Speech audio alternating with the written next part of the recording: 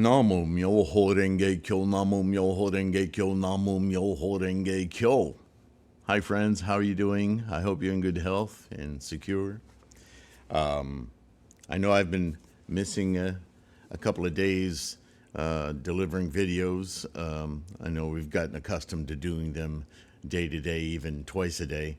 But I am doing work, just so you know. The second volume of Buddhism Reference is really taking shape. It's well over 300 pages now. Because, as I've told you before, and this quick update, I'm including a lot of terminology now that goes more into the foundations of Buddhism. In other words, earlier teachings that the Lotus Sutra, which is the ultimate teaching, is built upon. And sometimes seeing the way a certain concept or teaching, like the 3,000 realms or anatman, impermanence and so forth, that are not in Nichiren, the 3,000 realms is discussed quite a lot, but there's not an extremely deep dive into the history of how this came about out of the Lotus Sutra and Shakyamuni's teachings. So, for instance, Nichiren drops names a lot of times from Nagarjuna to Tendai, of course, a huge influence in his enlightenment and doctrine, as well as Dengyo and Miaolo and even Vasubandhu he mentioned several times. But not a lot is discussed about those things, especially if you've been with previously groups and organizations that keep you in the narrow focus of the Lotus Sutra, as though the entirety of Buddhism is in that one sutra. It is captured as the ultimate teaching. In Myoho Renge Kyo, we learn that the entirety of Shakyamuni's teachings are encapsulated in each of those characters, yes. Certainly the 69,384 characters of the Lotus Sutra, right? But if you're anything like me, I sometimes get little bouts of skepticism, and I wonder, who is this guy Vasubandhu? What did he actually say? And believe me, this second volume of Buddhism Reference isn't meant to do a hugely deep dive into any of those topics, because we'd end up reading the 84,000 teachings of Shakyamuni, right? However, I have included them in the volume, and I've put a pretty lengthy biography, the documents that they're credited with creating, their own trajectory through their belief systems and writings and evolution, right? Because everybody has an arc, right? One thing about Vasubandhu that I found fascinating is that he was born in Gandhara. And Gandhara is something I've talked about in recent years. Here's a book about it. Gandhara was a site of a great deal of many language translations of the orally transmitted teachings of Shakyamuni. Yeah, so those little connections are meaningful. They're interesting, and they connect for us. 3,000 years worth of scholarship, which I think has value as well. Anyway, it may not be something that fascinates you, but as a reference, I thought, it was important to have a decent attempt at rounding out, seeing where these the consciousnesses come from, the skandhas come from, how this built over time. Yeah. In the biography or the definition or the inclusion, the section of Vasubandhu, a lot of that is answered. Nagarjuna's in there, Tendai's in there, Saicho, Dengyo, yeah?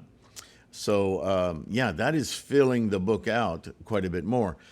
So the volume 2 is going to turn out to be more of an in-depth study guide, whereas volume 1, or the first volume, it's not labeled volume 1, more our contemporary terminologies and language that affects our current understanding, Nichiren's doctrine, how to have confidence in our modern practice. But volume 2 is no less that same function. It's just that it goes deeper into the foundations, as I say, the earlier teachings on which the lotus is built, right? Okay, so that's a little update on that. Let's get back into expedient devices, expedient means, skillful means, whatever you want to call it. Basically, Shakyamuni talking about how he teaches, his methodology, yeah? Get a little sip here. Oh, and by the way, at some point soon, I may post a picture. We got a new dog. As most of you know, Chloe recently passed away, and she's buried right on the other side of the altar here outside.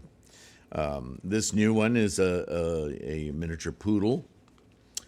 She's so smart. She's only 6 weeks old, going on 7. So she's a fresh puppy, and we're having a lot of fun with her. She's got a lot of energy. It's going to be a very different experience than Chloe, but anyway, I'll share a picture with you. All right. At that time, the World Honor One declared to Shariputra, since you have now thrice earnestly besought me, how can I not speak? Now listen with understanding and careful thought, for I will state it to you explicitly.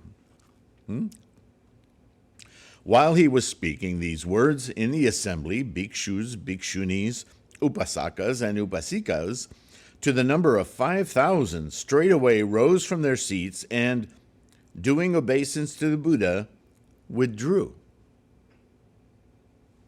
Why in the world did they do that? For what reason? This group had deep and grave roots. They use the word sin here. Erroneous thoughts, errors in thought, and overweening pride. They thought they knew it all. They didn't need to listen to you anymore.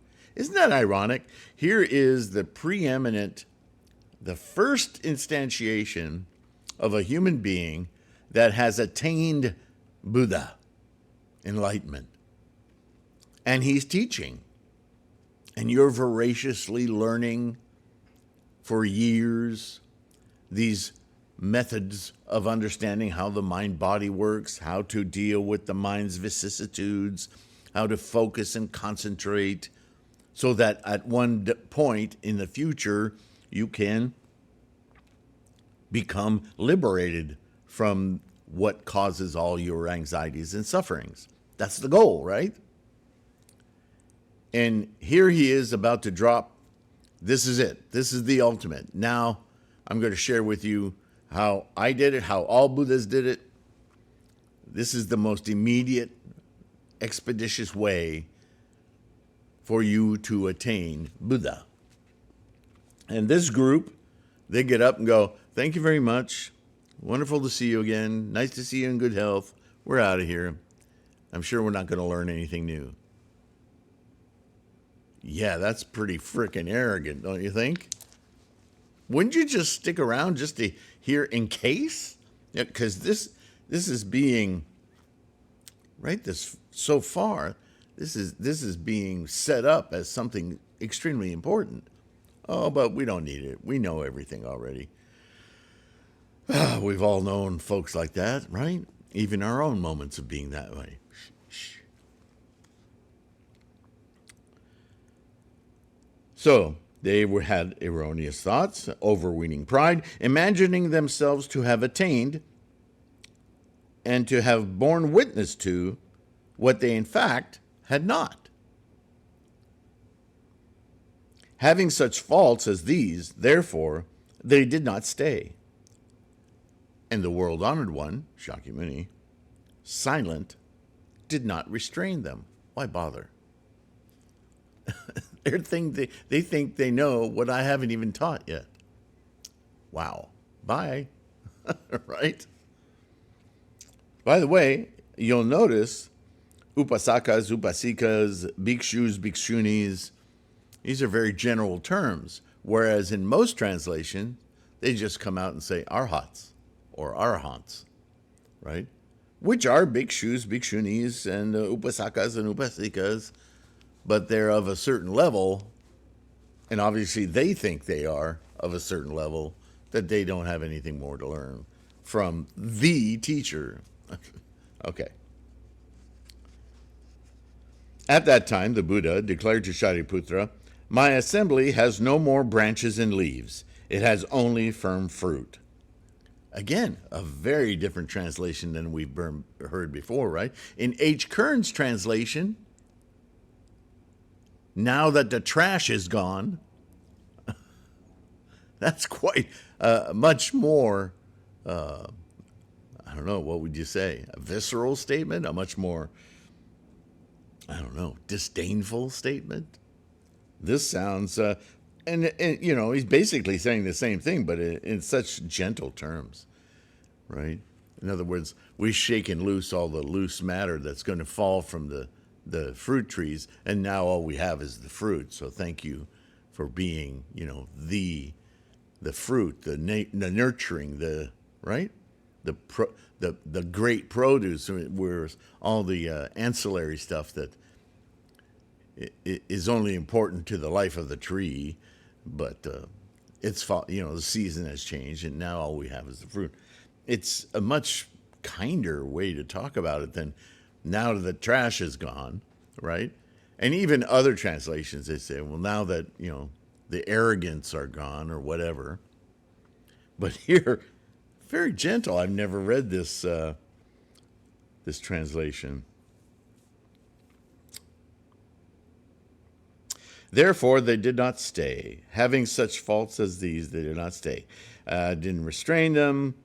My assembly has no branches, leaves, it has only fruit. Shariputra, it is just as well that such arrogant ones, okay, as these have withdrawn.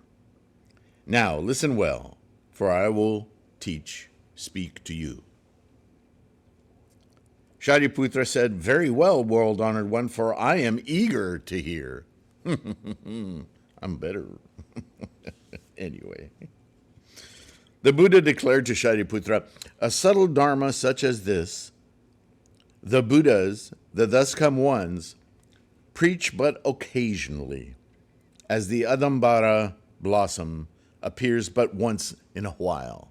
By some account, every 500 years. By the other accounts, every 5,000 years. This thing doesn't blossom a whole lot. So when it blossoms, it's quite an event, right? You should believe that in what the Buddha says, the words are not vain. I don't just talk to hear myself speak. Shariputra, the Buddhas preach the Dharma appropriately. Their purport is hard to understand. What is the reason? By resort to numberless devices and to various means, parables, and phrases do I proclaim the dharmas. This dharma is not a thing that discursive or discriminatory reasoning can understand. Only Buddhas can know it. In other words, the experience of the dharma is the only way to really know the dharma. You can talk about it all day long, but all you can do is indicate and do as he's saying. He's done. Fables and devices means, right, to inspire others to aspire to this experience. What is the reason that only Buddhas can know it? The Buddhas, the world-honored ones, for one great cause alone, appear in the world. The only reason for a Buddha to appear in this world is because that's the purpose of this life. To open the Buddha eye. You don't have to. You can just go through this life attached with avarice, greed, right? Manipulations to get more or avoid, because it's all about possessions and things, self and other. Always this duality, which is a competition of sorts. And with that competition, somehow identifying some construction that we call a self and then try to imbue that self, whatever it is, as yet another permanent possession thing. This is why when I was a kid growing up, a very popular saying was, life sucks, then you die. The odd thing is, religions took that mantle and said, yeah, this self is so important. How about if we make it never die? Or more appropriately, the mortal coil, this body, dies, but that self that we've created and imagined this whole lifetime, well, that remains permanent. We can put that in a box and ship it into the future. I mean, it's in the rhetoric of Buddhism as well, because every religion in the world used this device to somehow make us feel better about life sucking so much.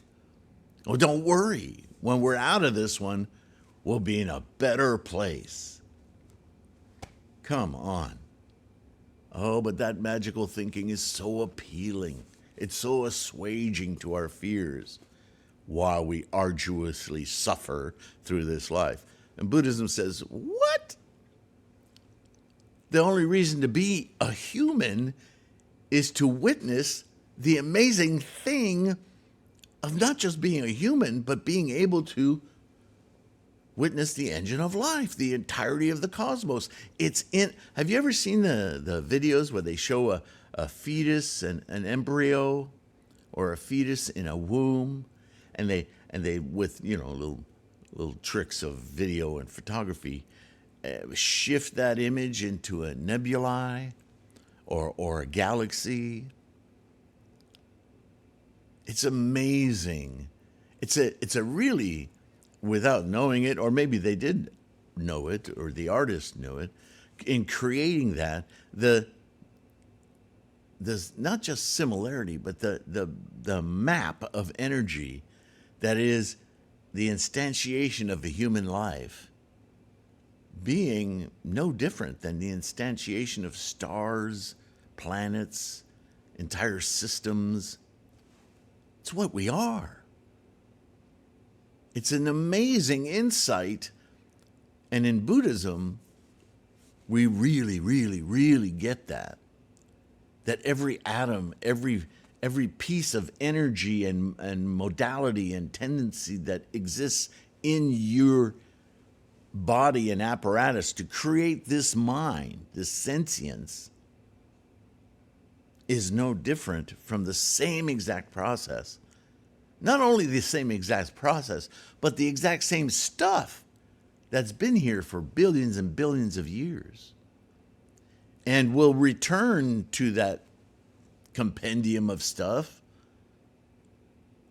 when we die. It's energy. It doesn't go away, it just changes form. But it has no label on it that says Bob, Ted, Alice, Sylvain, Mustafa. That's part of that fake construction of the self. That's a provisional little airy bubble that we entertain ourselves with.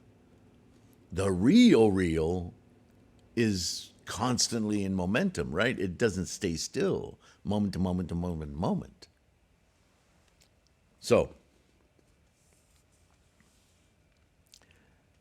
the Buddhas, the world-honored ones, for one great cause alone appear in the world. Well, that's it. That is the enlightenment of all living beings. Understand why you're here. And if you understand why you're here, then life, whatever it throws at you, it's not a big deal. It's entertaining in a way. It's fascinating. It's amazing. Because in the scope of the engine of life, what is there to stress about or be anxious about? Everything's a fascination. Everything is a new instantiation of potential. Look at potential go. Wow. See, it's a paradigm shift. in our thinking, in our perceptions, in our cognitives. So instead of living constantly to satiate the 5 lower consciousnesses, the skandhas, which is fun and entertaining as well, the problem is how we invest identification and self in those skandhas. Not the skandhas, we keep them, right? You remember the videos I've done on the 9 consciousnesses? I show the triangle moving through time. I have little cheat sheets or whatever I call them, little diagrams on threefoldlotus.com. You can look up on 9 consciousnesses. When that Buddha eye opens, that 9th consciousness wraps around all the other 8. They don't get discarded. They're just cleansed. How are they cleansed? Cleansed of our voracious appetite for ownership and possession. They become liberated as experience. Even more amazing, right? What if you're, and I use this example because it's throughout history, even in ancient times, I've heard nirvana talked about as being like a sexual orgasm. Well, what if every thought of conquest, accomplishment, ownership, ego was removed from orgasm, but in doing so, the state of orgasm would be multiplied 1,000-fold as a contemporaneous experience of cosmic proportion. Can you even fathom what an orgasm like that would be like? This is just a tool I'm giving you to consider what a paradigm shift could do to every samsaric event in life if it was divorced from, detached from all of the samsaric attachment and collection and possession, right? The craving and clinging.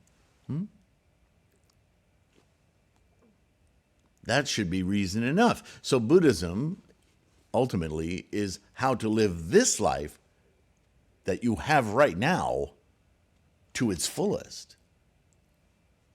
That's what I mean when I say that, not just sexual orgasm, but to experience life on a level that is free of the encumbrances of the ego, the identified bag of Bob, box of Betty, right?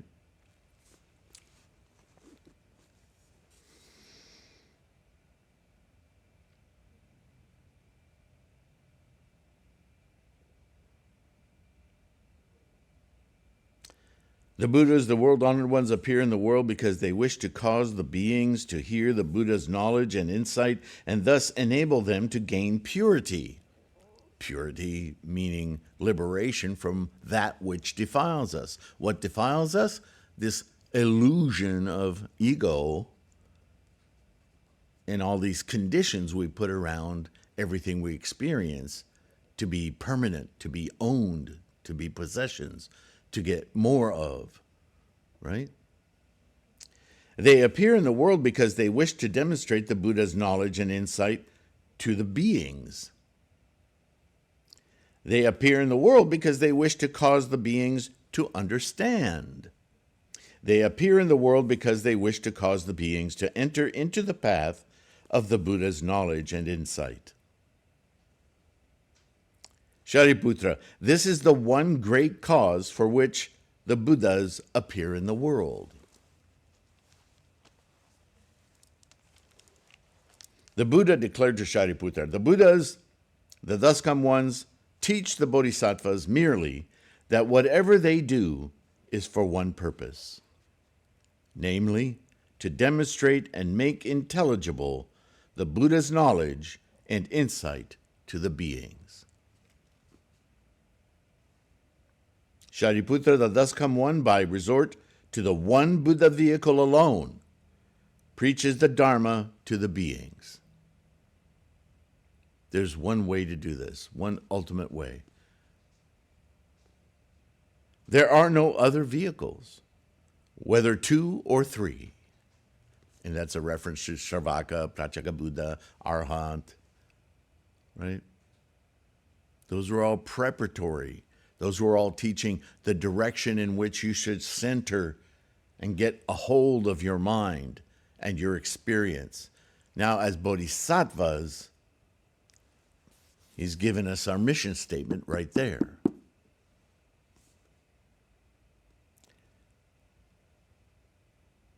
Shariputra, the dharmas of the Buddhas in the 10 directions are also of this sort. In other words, don't look to other stories of, and all these other Buddhas are his emanations, his imaginary personifications, right?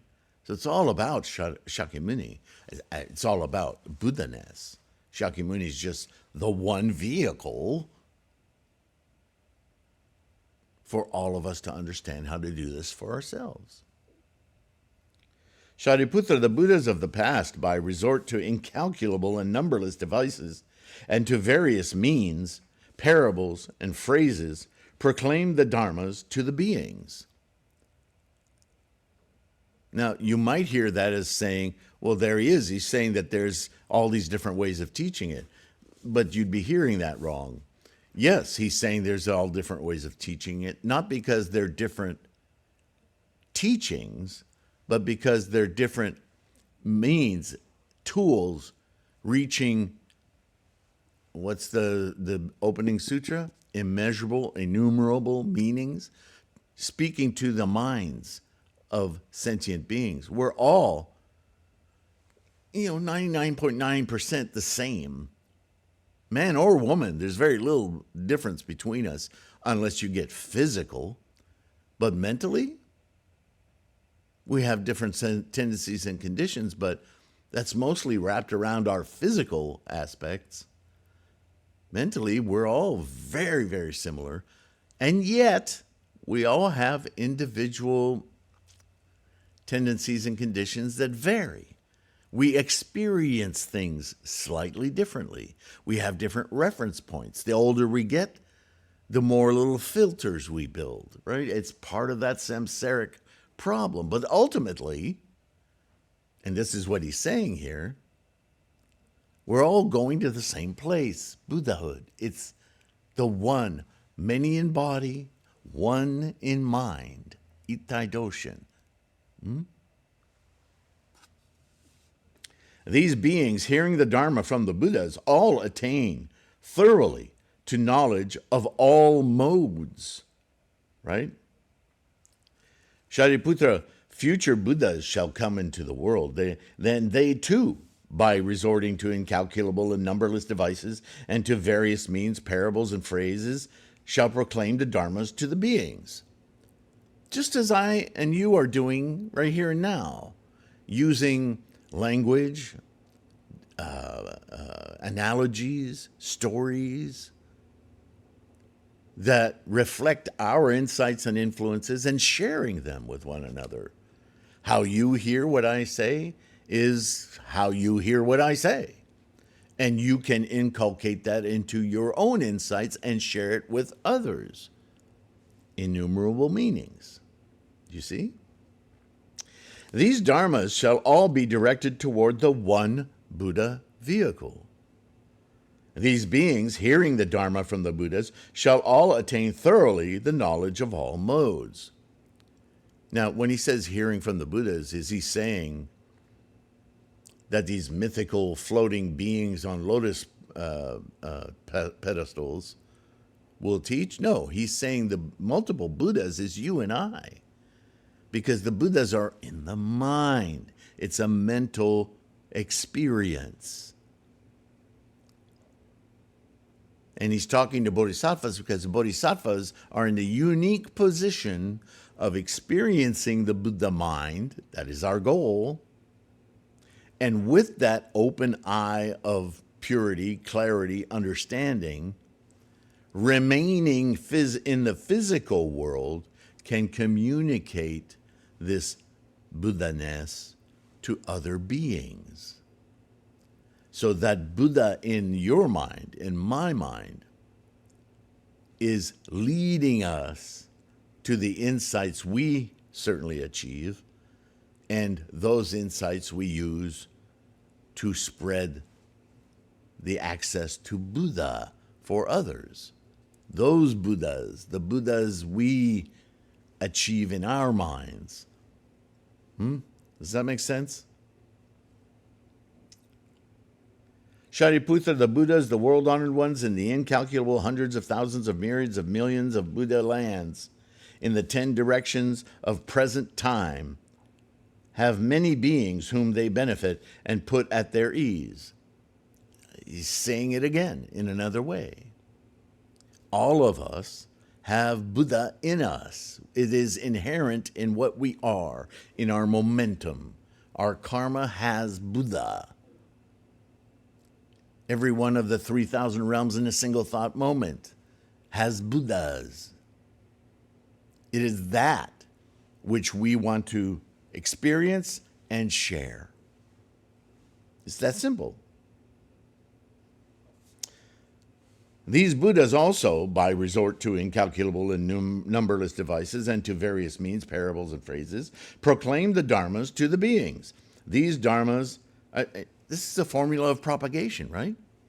These dharmas are all directed toward the one Buddha vehicle, Myoho Renge Kyo. This Buddha vehicle. These beings, hearing the Dharma from the Buddhas, shall all attain thoroughly the knowledge of all modes.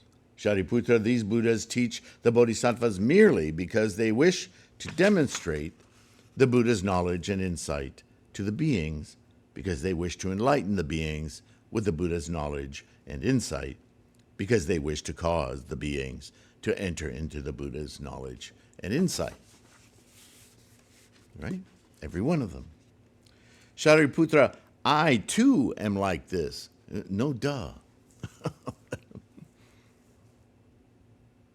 Knowing that the beings have various desires and objects to which their thoughts are profoundly attached, samsara, following their basic natures by resort to the expedient power of various means, parables, and phrases, I teach the Dharma to them in a way that they will receive it, gain insight from it.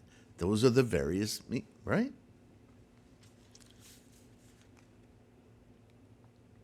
Shariputra, I do this only in order that they may gain the one Buddha vehicle and knowledge of all modes. Shariputra, in the worlds of the 10 directions, there are not even 2 vehicles. How much less can there be 3? Exclamation point. Shariputra, it kind of negates all of these other teachings. Where'd those arhats go? And there are arhats still in the audience. There's just a certain set of them just got up, thought they were better, and left. Point made, yeah?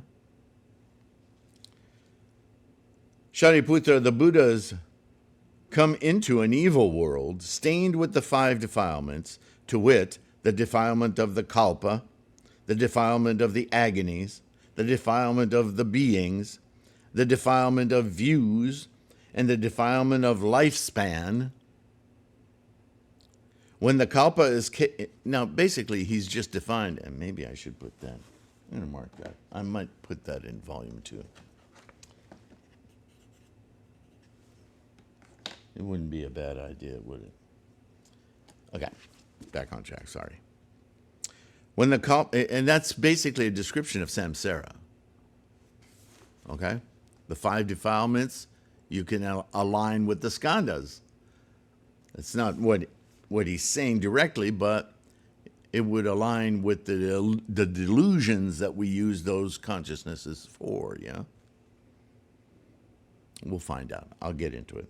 When the kalpa is in chaos, when time is in chaos, the time experienced as a human being... Shariputra, the stains of beings run deep.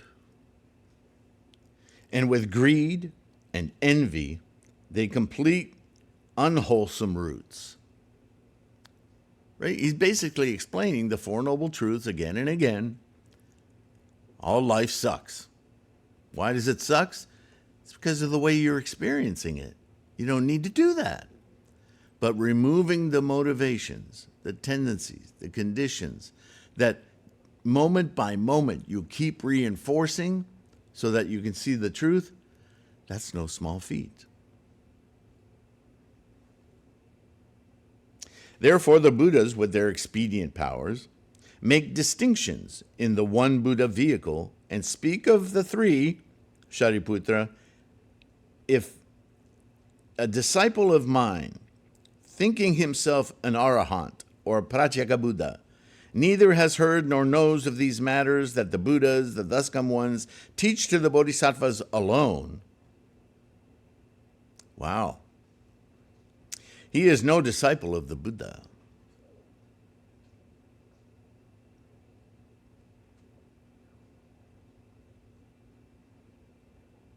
Wow. I'm going to read that again.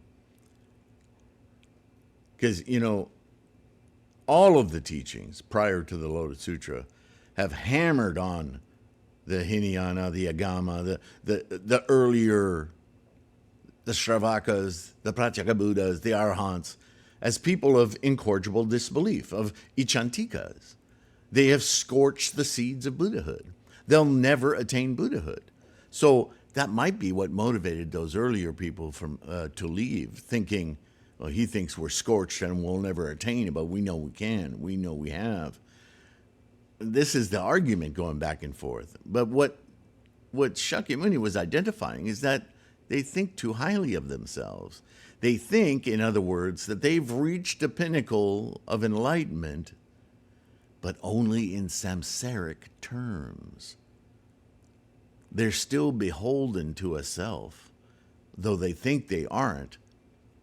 The language you might say is, well, my self is completely cleansed. Well, if it was completely cleansed, it wouldn't be. Do you see the conundrum there? So they've been railed on by Shakyamuni for decades. And he makes the point again here in the Lotus Sutra. He says, if a disciple of mine, thinking himself an arahant or pratyeka Buddha, neither has heard nor knows of these matters that the Buddhas, thus come ones, teach to bodhisattvas alone. In other words, if you're not reaching the level of bodhisattva, if your goal isn't what I'm defining as the bodhisattva's goal, the true teaching that I'm laying down here, you're not even hearing it. You don't even know. And if you leave, you certainly won't. Now remember, this is the beginning of the Lotus Sutra. That's going to change later, but it's a rather ominous thing he's saying. Basically, that the only way you're going to attain enlightenment is to pursue the bodhisattva path. All other, or vehicle, all other previous vehicles, they were just to get you prepared to do this. They weren't an end in themselves, or a success or a totality in themselves. So he's busy laying that down to every degree that he can, yeah?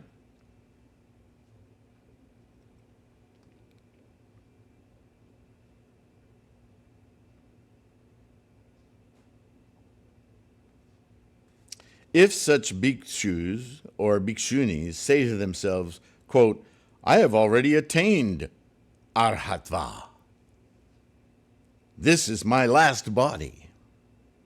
I have perfected nirvana, end quote. And if they resolve, then they resolve to no further to seek anuttara samyak sambodhi, which is in volume 2, by the way. Be it known that this lot are all persons of overweening pride. And what could be more self-like than to have pride? Right? It's like I tell you guys, I'm proud of you for your hard work and your practice, but I'm not making you prideful. I hope you're not hearing it that way. What I am is filled with appreciation for your efforts.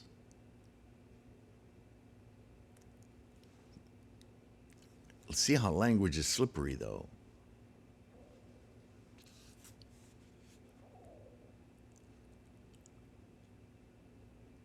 What is the reason that a bhikshu who had truly attained arhatva should not believe this dharma?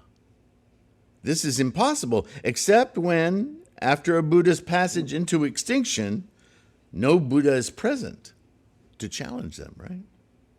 What is the reason? After the Buddha's passage into extinction, persons who receive, keep, read, recite, and understand these teachings, like this one, shall be hard to find. If they encounter other Buddhas, they shall then get decisive instruction concerning this Dharma. In other words, if Bodhisattvas carrying on with the Buddha way, the Buddha path, can share their insights with these people, then they'll get there. But unless they know to do that or seek them out, they'll never get there. Shariputra, you must all single-mindedly believe, understand, receive, and keep the Buddha's words, for in the word of the Buddhas, the thus come ones, there is nothing either vain or arbitrary. There are no other vehicles. There is only the one Buddha vehicle. He's preparing to lay it down, the Lotus Sutra, the Myoho Renge-kyo, yes?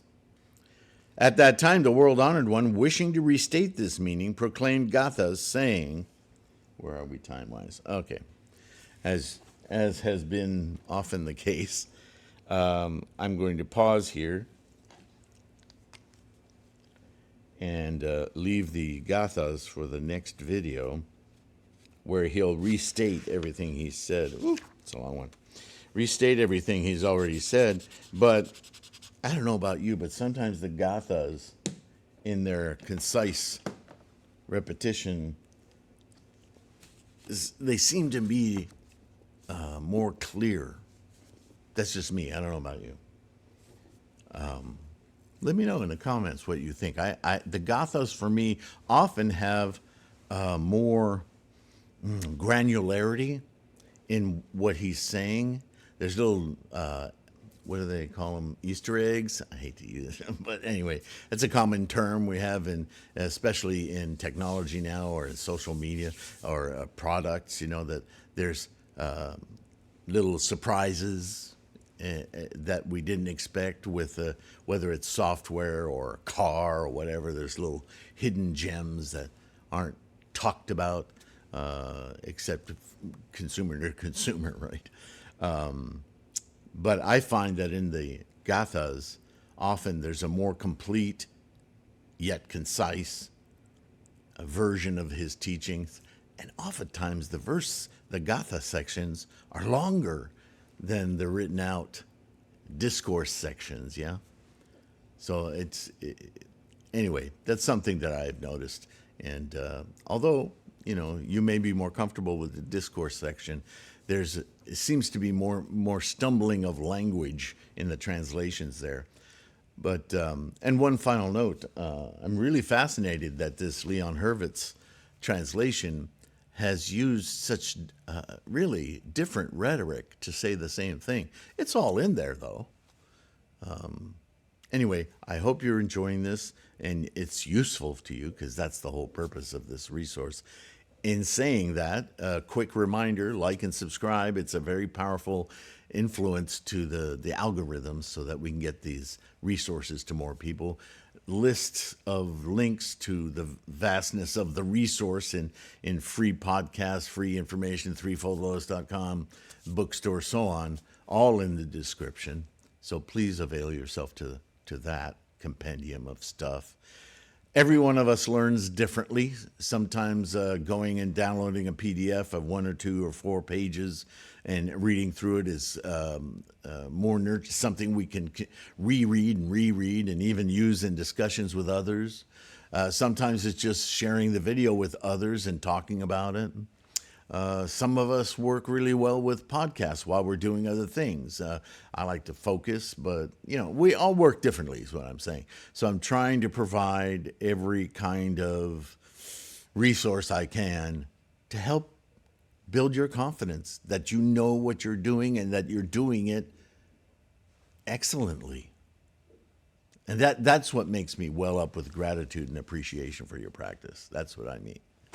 When I say I'm proud, that word is a little problematic. I probably shouldn't use it, but just want you to understand what I mean when I say it. In the meantime, be nice to yourself. Take care of your health. Yeah. Be kind. And I'll see you in the next one. All right? We'll continue this Leon Hurvitz translation of the Lotus Sutra. Bye for now.